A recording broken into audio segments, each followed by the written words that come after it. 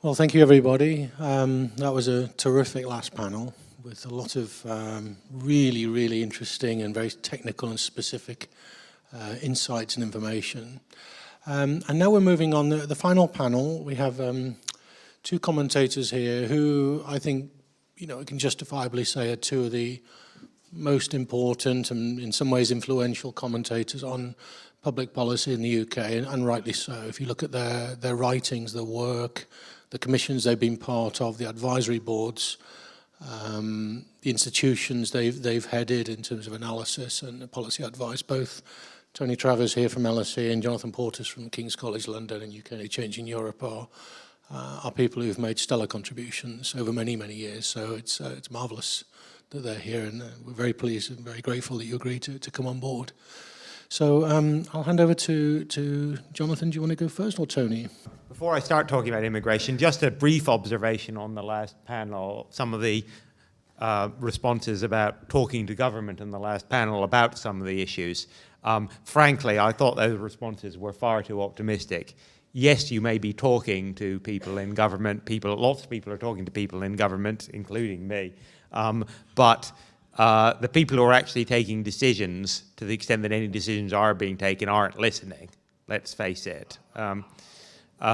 So to take financial services, yes, there are lots of people, including some people in this room, who are talking to officials within government. And there are some very good officials who are learning and taking this on board and responding and trying to think these things through. Civil servants are very good at this sort of thing. Unfortunately, the idea that that their political masters are not, at this point, capable of even focusing on these key strategic issues, let alone agreeing and coming up with a coherent strategy. And I think the events of the last few days show that. That doesn't mean to say that the work of people in this room and outside is wasted at all, or indeed the work of the civil servants. I'm sure it will. We will have to come back to it at some point. But I would just say that, I think at the moment we are at a time of very serious risk for the whole process. I'm not going to say what I think is going to happen over the next few months, and I strongly recommend that if anybody tells you they think which way this process is going to go with any degree of certainty, they almost certainly don't know what they're talking about.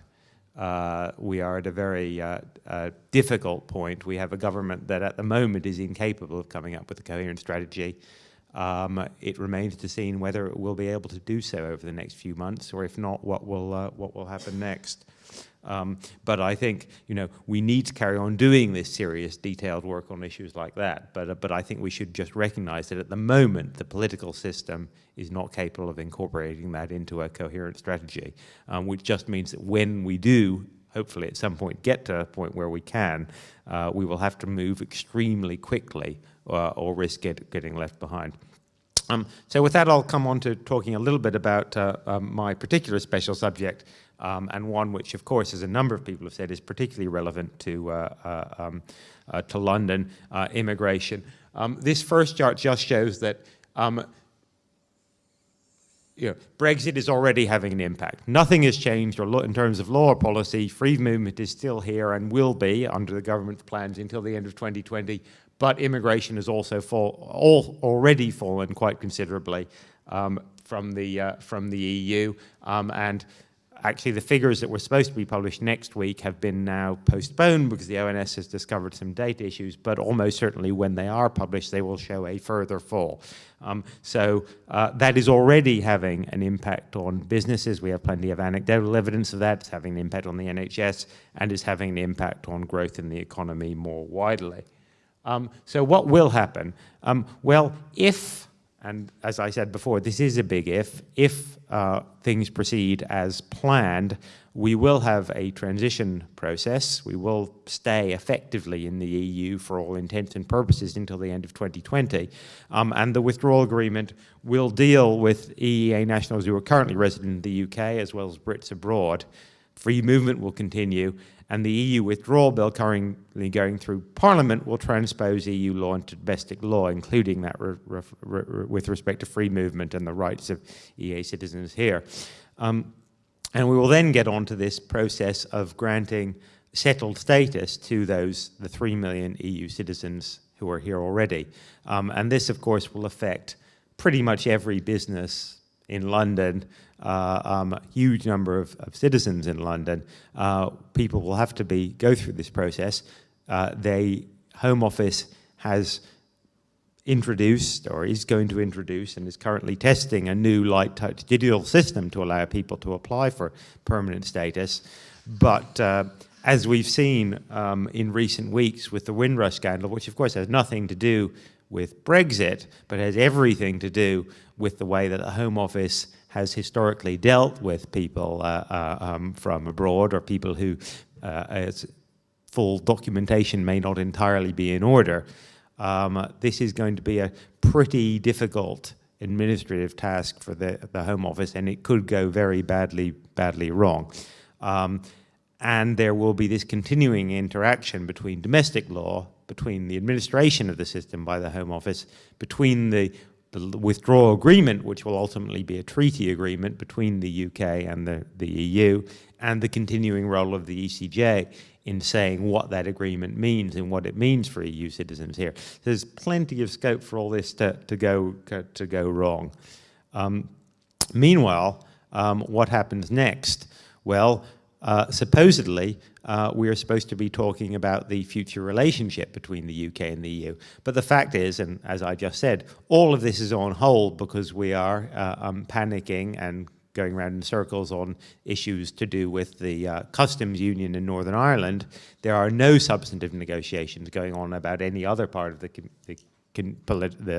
future relationship at the moment, even though the aim is to have all this sorted out by October. The EU guidelines for the discussion of the future relationship talk about ambitious provisions on natural persons, meaning labour mobility, but the UK Cabinet has had one discussion on this and apparently was split about whether or not the UK would make any offer on labour mobility at all in the negotiations. Now, the Cabinet will presumably at some point have to come back to this, but since it can't agree on anything at the moment, it's not obvious why there won't be another split on this issue. And all of that, even then, that only begins to scratch the sort of surface of the issues that would need to be covered in any sorts of discussions on labour mobility in terms of the future relationship, to do with service providers, to do with students at higher education students, what about the self-employed, all of which are covered to some extent by existing EU agreements, such as for example, the EU-Turkey agreement, which cover a deep and special relationship. So there's a lot of uncertainty there. Meanwhile, at the same time, the UK government is trying to put in place what a future post-Brexit immigration system might look like. There will be a Migration Advisory Committee report. I and other labour market economists who work on immigration issues are engaged in research to underpin this report at the moment. There will be a MAC report in September on the economic impacts of immigration and the implications of that for future policy. Now, we were also told that there would then be an immigration white paper. However, in the last few days, the government is now saying that there may be an immigration white paper as soon as July.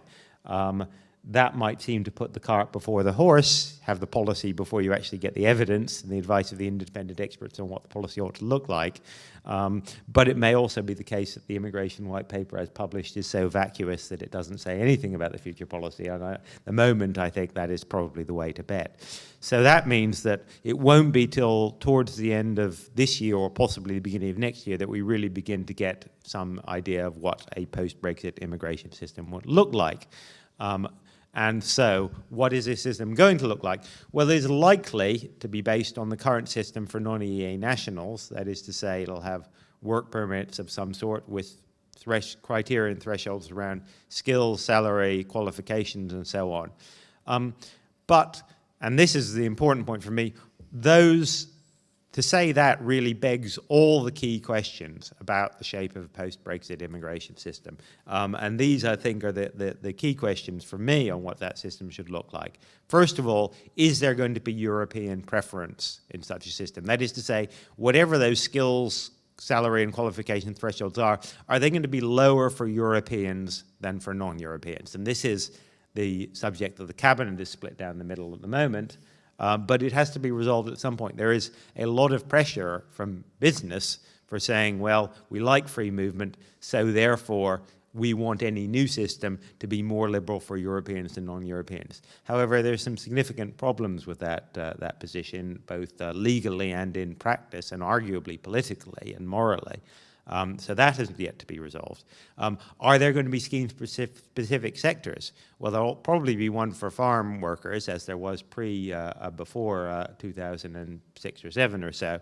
But will there be one for, say, the financial sector? Will there be one for the tech sector? What about other sectors? Again, we don't know. Ministers have blown hot and cold on this.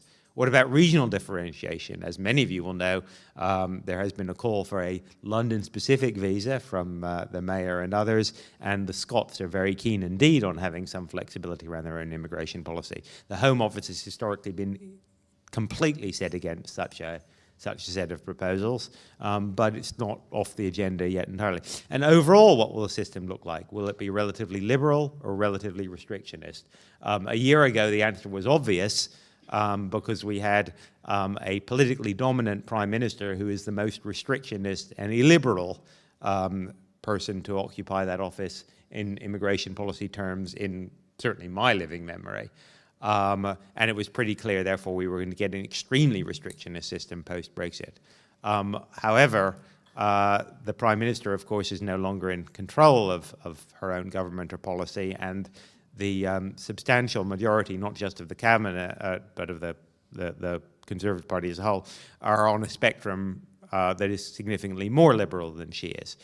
So there is, in that sense, considerably more to play for in what the overall system looks like. The government has really kicked the can on all of these questions, which in some ways is actually, I mean, that sounds pejorative. It's not necessarily the wrong thing to do. Maybe we will get a more sensible system post-Brexit to the extent these discussions are drawn out based on evidence and take place somewhat separate from the current heated debate on Brexit. So if I were to sort of finish on an optimistic note, it's to say, well, actually, there are senses in which, at least as far as immigration is concerned, Brexit is potentially an opportunity. It's potentially an opportunity to restructure the system in a way which is more rational and potentially, at least in some respects, more liberal and more business and market friendly than it was than it would have been had we taken these decisions immediately after the referendum. So that's not necessarily going to be the case. As I said at the beginning, there's a huge amount of uncertainty here. But at least in this particular policy space, there's all to play for. It really matters a lot for London. And I think it's something where London potentially can make a big and positive difference to the course of British policy post-Brexit. So I will stop there, I think. Right. Well, to pick up on, and I'll pick up on some of what Jonathan has said, I want to talk under 3 broad headings, really. One is what I want. I mean, I'm not going to talk on the basis of a great base of research on London policy, because in a sense this is an evolving issue. And what I want to really look at is the way in which the London policy community, consisting of the mayor, the boroughs, and a number of private and NGO-type organisations who interact, have begun to discuss them and then tease out some of the implications of that for the broader question of the UK and London and, of course, Brexit. So I'm going to talk under 3 broad headings. One is how to sustain London's global competitiveness. One is how to increase self-government to improve better policy. And the third, the one that's in some ways most interesting, is how to ensure the rest of the UK doesn't feel London is a problem. Right.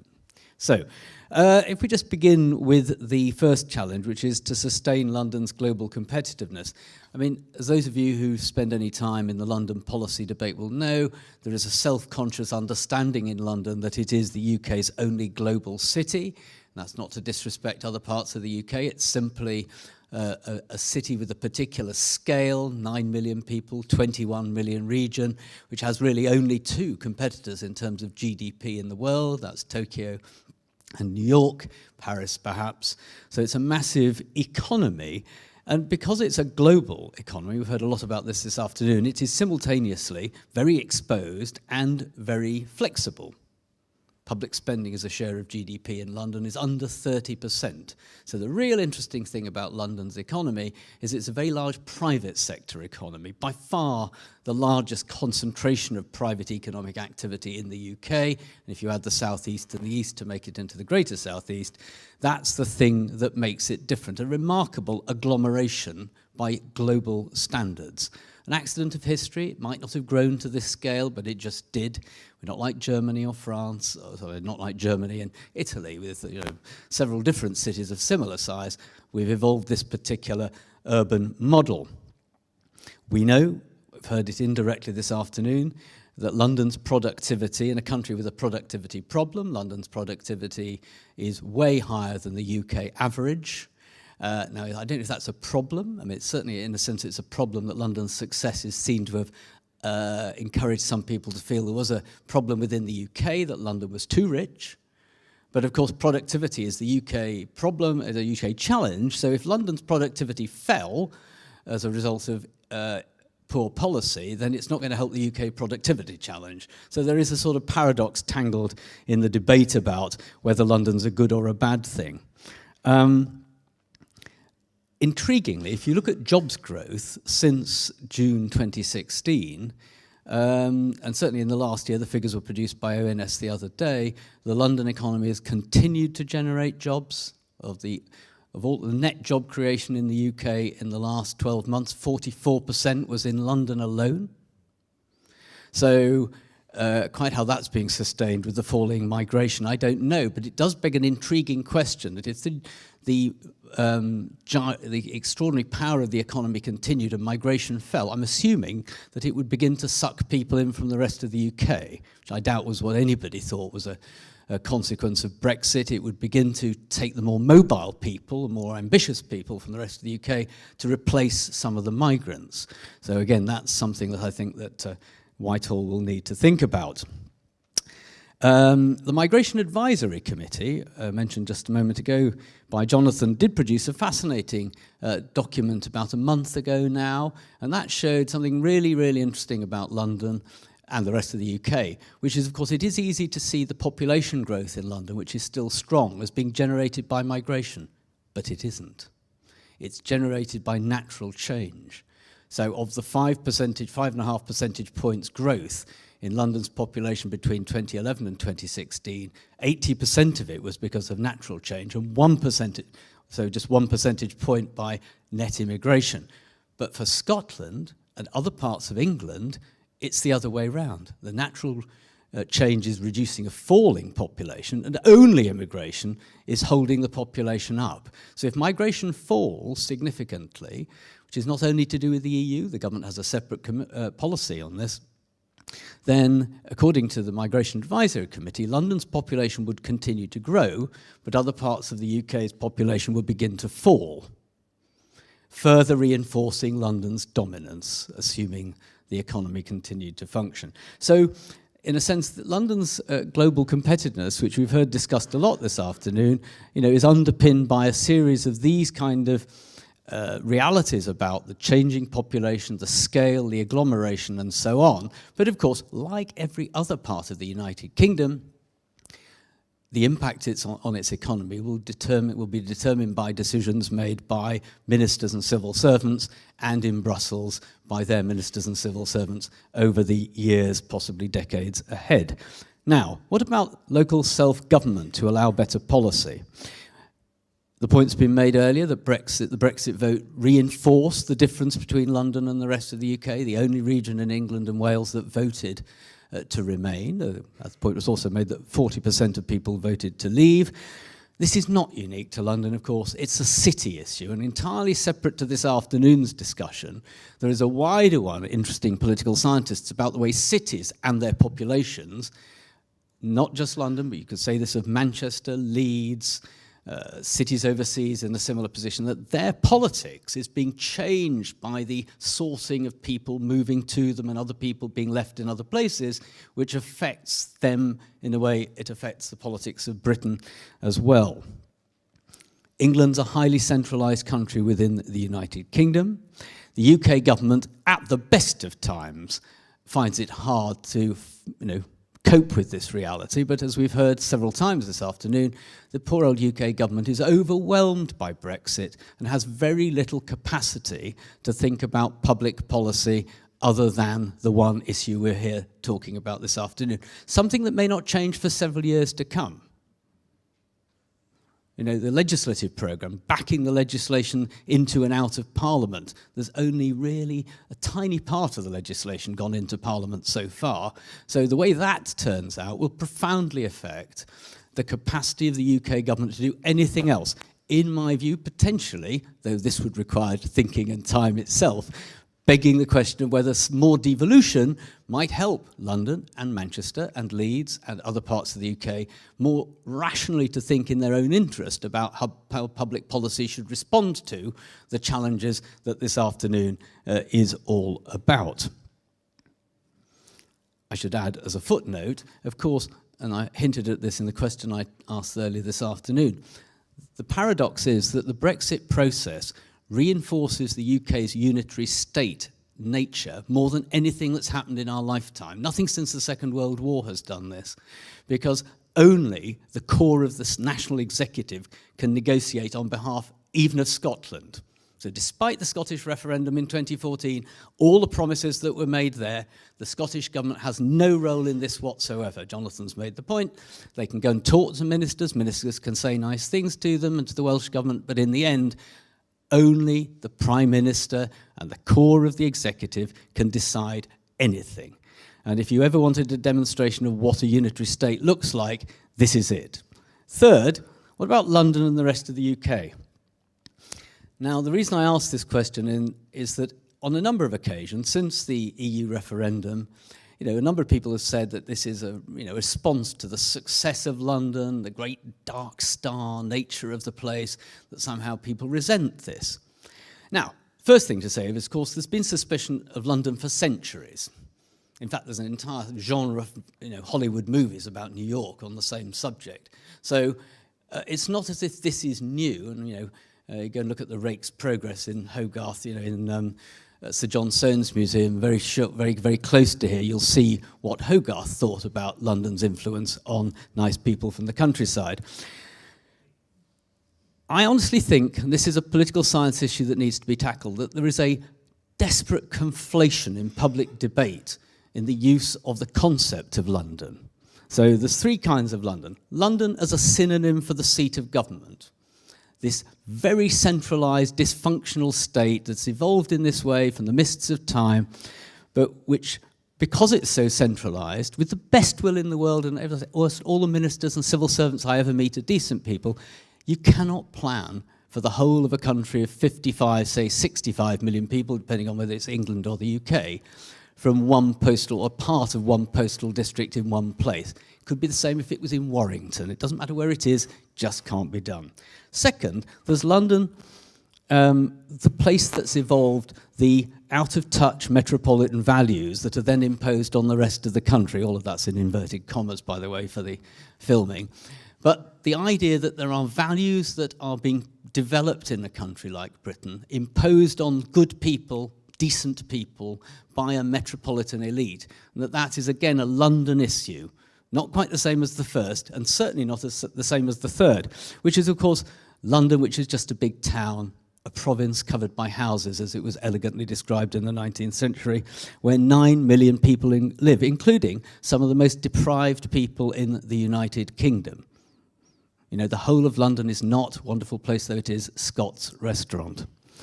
Now, So I think the question that this begs is there a risk that in the debate that's flowed from, the UK political debate that's flowed out of Brexit, that it's now seen as good policy not to invest in the future of London? That's the simplest way I can express this.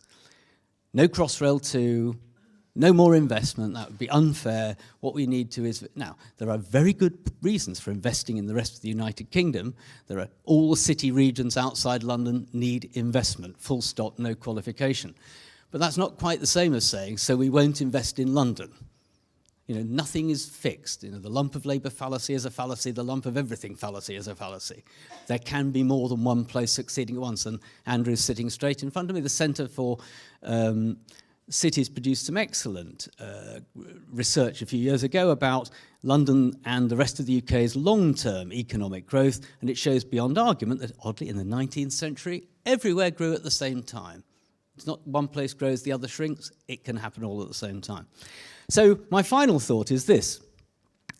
At the moment, London, as a political entity, has a mayor, has the boroughs, relatively quiescent. It hasn't seen itself as needing to create a political identity, as it was, to defend itself. But I can see that if Brexit went badly wrong, that might change. You can see that, you know, you've got new forms of nationalism, territorially based, if not nationalism, identity. We live in a world of identity politics, and I can just see the longer leading indicators of such an identity, which would, I think, be quite difficult for the UK, because London is so powerful and important.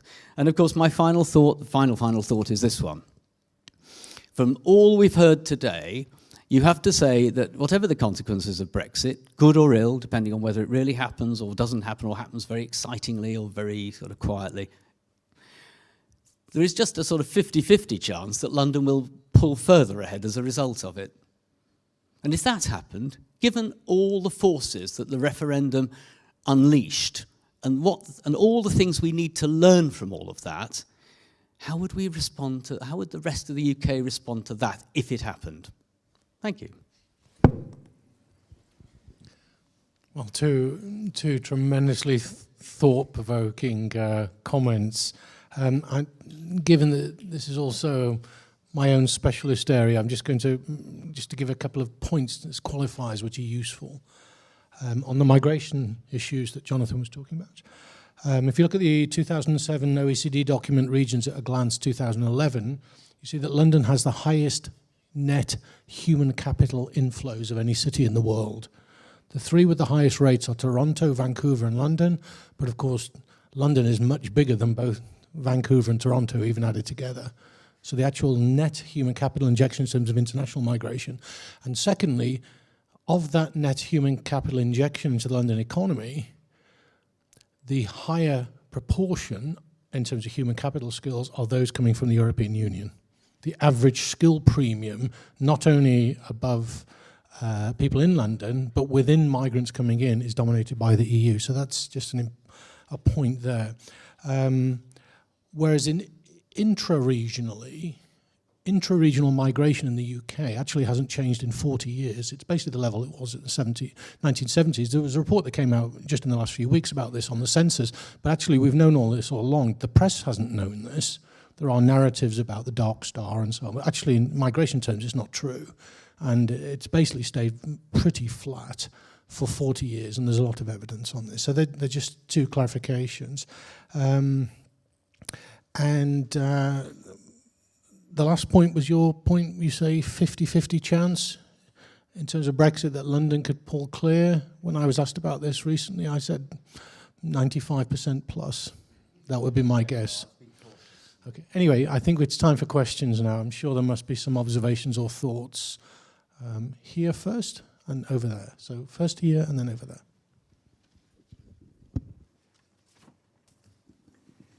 Thank you. We were told right at the outset that part of the terms of reference for all the research that has been done is that it should be both impartial but not timid. Now, having listened to all of these really important talks, very valuable both individually and collectively, I've certainly got the impression that the overwhelming consensus from all of you is that Brexit is bad. It's going to be much worse out of London, but it's still going to be bad for London. Now, in the context of, I'm wondering about the political implications of all this, because in the context of the referendum debate itself, one of the things that those people who were pro-Brexit constantly said was they don't accept the arguments of experts. We don't need experts or whatever. What you're doing is, in fact, using your expertise to show and demonstrate how problematic the whole thing is. And what I'm wondering is why none of you really made it explicit that you're opposed to Brexit, and why you don't have some thoughts about what the political implications are of your analysis. Is the reason that you think London's going to possibly pull away from the rest of the country even more than it currently is after Brexit because of, for example, it gets away from Tobin taxes, it gets away from transaction taxes, it gets away from EU regulation and all of that kind of thing? Is that the reason why you think it may go further away? And indeed, it's got all the sort of tax havens or, secrecy jurisdictions, etc. to fall back on. Is that the reason why you think it's going to pull away? Okay, so on the the political, the question of being pro or anti-Brexit, look, the UK in a changing Europe and the SRC grants are funded in order to provide objective, impartial analysis to inform the debate. People have and had at the time of the referendum their own personal reasons for voting for Brexit, some of which are related to economics, some are not. My job as an economist and a specialist in immigration is to analyse that particular piece of the jigsaw. I'm not, my views on parliamentary sovereignty and whether there's some principle that says the ECJ should or shouldn't have jurisdiction in the UK is no more valuable than the man in the street or the woman in the street. My views on immigration, which are being paid for by the taxpayer, are more valuable because I'm an expert and it's my job to talk about that. But people are then free to make conclusions about the broader Brexit picture on the basis of that and the basis of everything else. On the second point about London, my view is no, actually. I think to the extent that London does pull away or not, and I'm not sure whether it's 50-50 or 95-5, but if it does, it will be because London is a more flexible, a dynamic economy that will adapt. So if it is the case, as is the consensus among economists like me, that the UK overall suffers from Brexit because trade and regulatory barriers are imposed which damage the UK.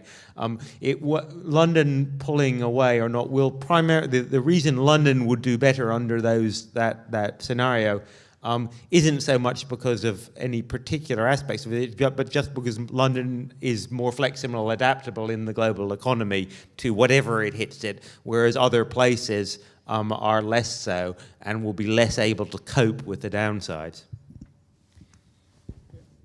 It's a really good question about, a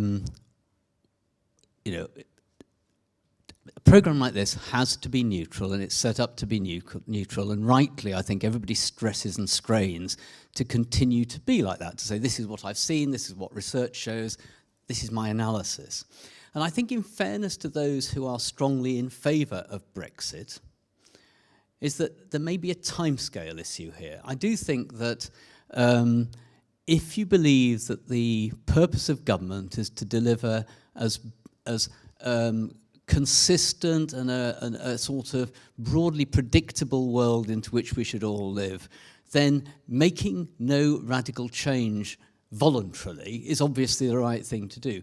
But if you think that a radical change that disrupts in a positive way is the right thing to do, you might well think that a one-off change to the UK's position in the world, even if it led to a short-term downturn, could lead to really successful change in the long term to the economy.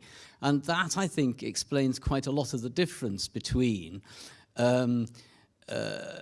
people who are opposed to Brexit, who tend to be more, and I mean this in a positive sense, small c conservative, and those who are in favour of it who tend to be more small r radical. I think that explains quite a lot of the difference between the two positions, if I can be honest, and therefore you can have analysis that tends towards not making a radical change, which I think is what actually most parliamentarians want, he said, giving a hint. You know, in the end, the government is faced with handling a signal which was for a radical change. And I think that explains a lot of how you can end up with all this expertise saying one thing, but actually politicians and the government and parliament actually heading in the opposite direction. I'll leave Philip to say a few more words on the second question.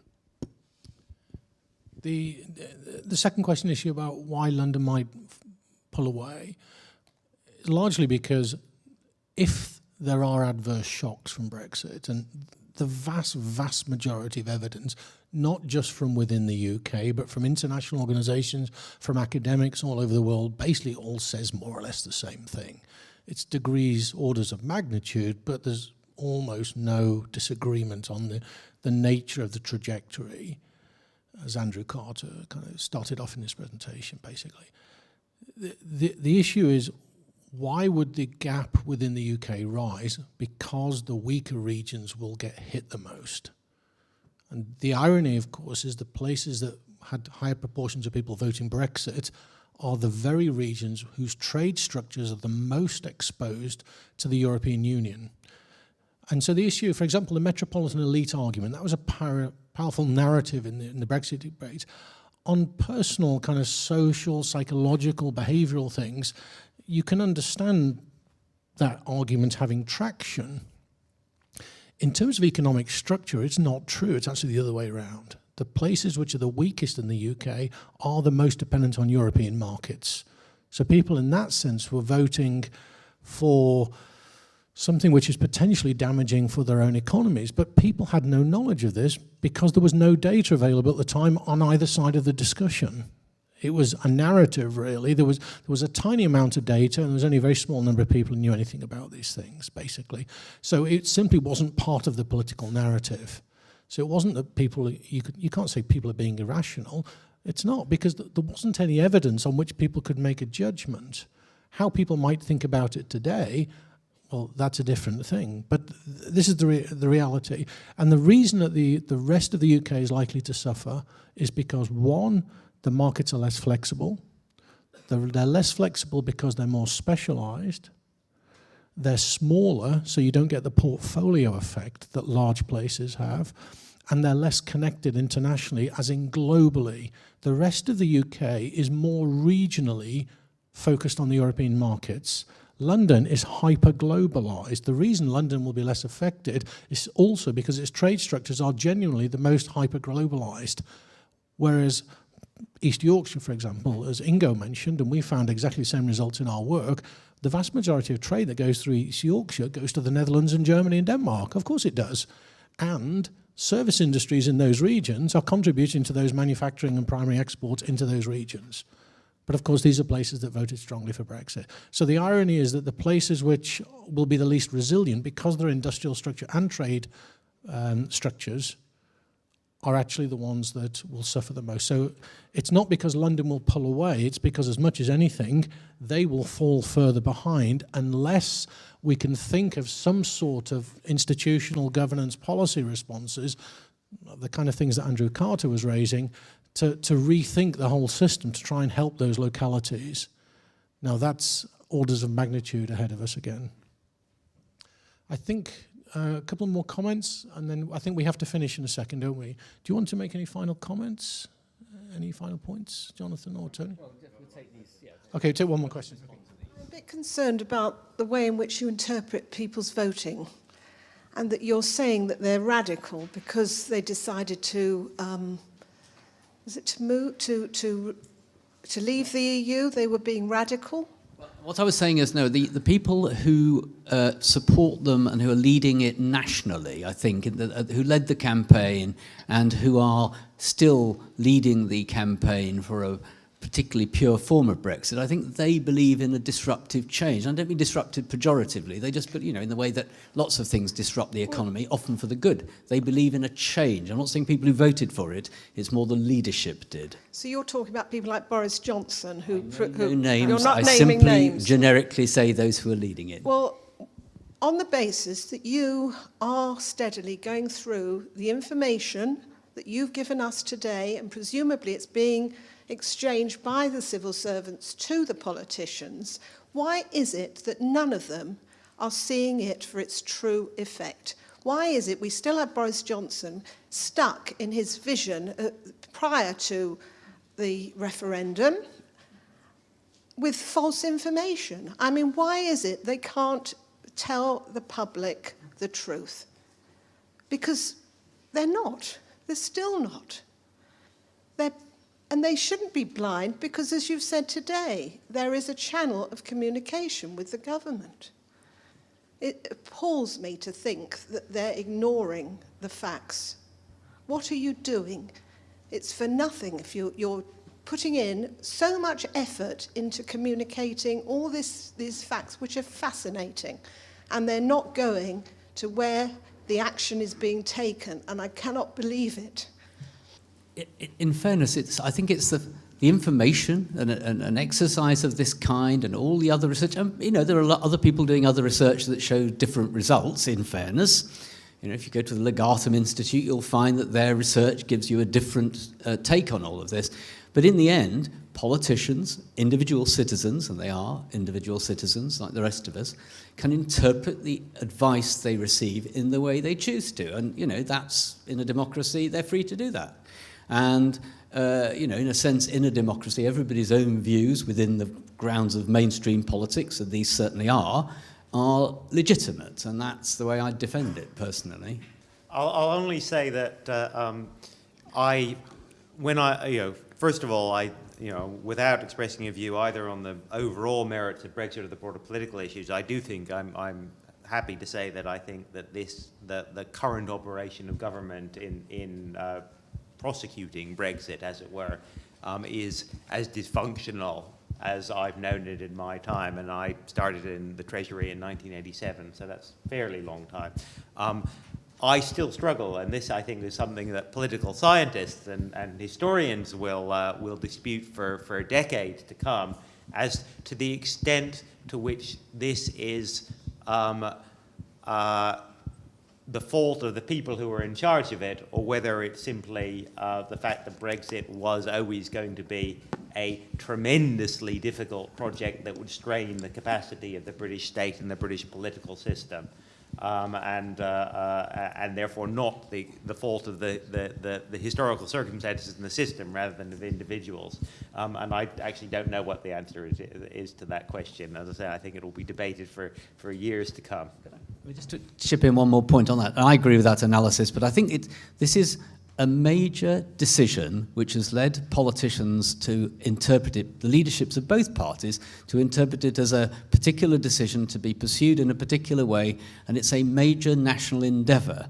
But unlike other major national endeavours, it's pursued by a public that's split 50-50. So politicians can't rely on the whole of the population to get behind any particular solution. And by the way, and I have some sympathy for the Prime Minister, she has to keep saying that this will work for everybody everywhere. And that reveals the difficulty of the position the government is in, because self-evidently no policy works perfectly for everyone everywhere, but on this occasion, without a full degree of public support, and by the way, with some people wanting very different things out of Brexit, even though they think it's a good idea, for Mrs May, the problem is trying to hold that together to deliver anything, and that's why it is exactly as Jonathan's described it, which is it makes it very hard for, we have some of the very best civil service analysis of any in the world, and it will have been functioning at scale. In fairness to them, politicians make decisions, and it's the decision-making part that isn't happening, not the analysis part. Well, I think we'll draw to a conclusion there. I think Raquel's going to come and make a few comments, but I think just to thank Jonathan and Tony for some tremendous observations and insights.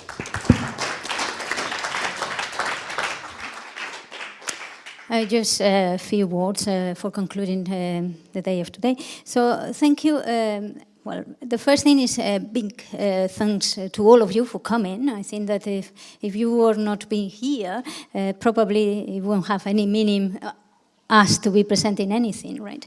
So we want to also say that after the consent of all the presenters, all the slides are going to be posted in the website. So I'm just inviting you to just visit our website and also visit the website of the UK Interchange in Europe for more analysis on many different topics.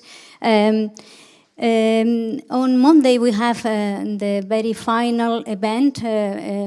As I said before, Edinburgh was devoted to the devolved nations. Last week in Birmingham, we devoted our workshop to advanced manufacturing. Today has been more close to immigration and services. And on Monday, it's going to be about the north-south divide. So it's all the northern cities analysis. We will have the mayor of Liverpool. We will have some MPs, so Alison McGovern, and also Richard Corbett. We are going to have also some academics that have been working on these topics. So this will be the very final event of our tour.